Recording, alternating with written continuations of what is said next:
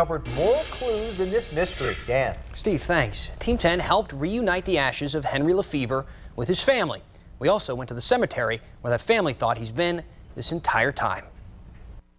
Make sure that he's well taken care of and put in his final resting place. Gary Lefebvre came from Orange County to Ocean Beach to pick up his great-uncle's ashes. The remains of Henry Lefebvre have been here since the owner of this car wash found them a few months ago in one of the bays, 17 years after Lefebvre died. I have no idea what happened between 1995 and 2012. So I went to find out and started in the archives at Lefebvre's alma mater, USC. We already knew he played football here in the 1920s and scored a touchdown in the first game ever played at the Colosseum. I found these photos tucked away in the school library, and it was just the beginning. Henry's nephew, Gil Lefebvre, met me on campus and helped me look for more. The articles are countless. This one's from the LA Times, calling Lefebvre the French Flash. Others told stories his family had never heard before, like his engagement to beauty queen Lillian Ludwig, or when he accidentally shot himself with a pistol years later in Chicago. But nothing here could tell us why he ended up there. Obviously there's a screw-up somewhere. You have a funeral, and the guy's not there. We find the ashes, 17 years in San Diego.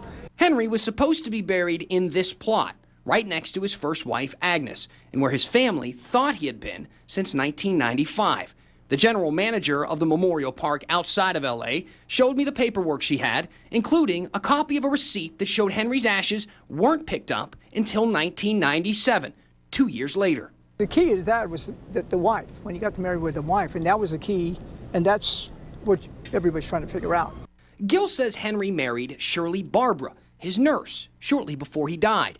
These emails between the mortuary and the family show she requested the ashes to be spread at a Buddhist temple in Japan, but she never picked them up and died 2 years later. The answers about Henry may have gone with her. So the crematorium says Barbara's daughter signed out the ashes, but Henry's family didn't even think Barbara had a daughter.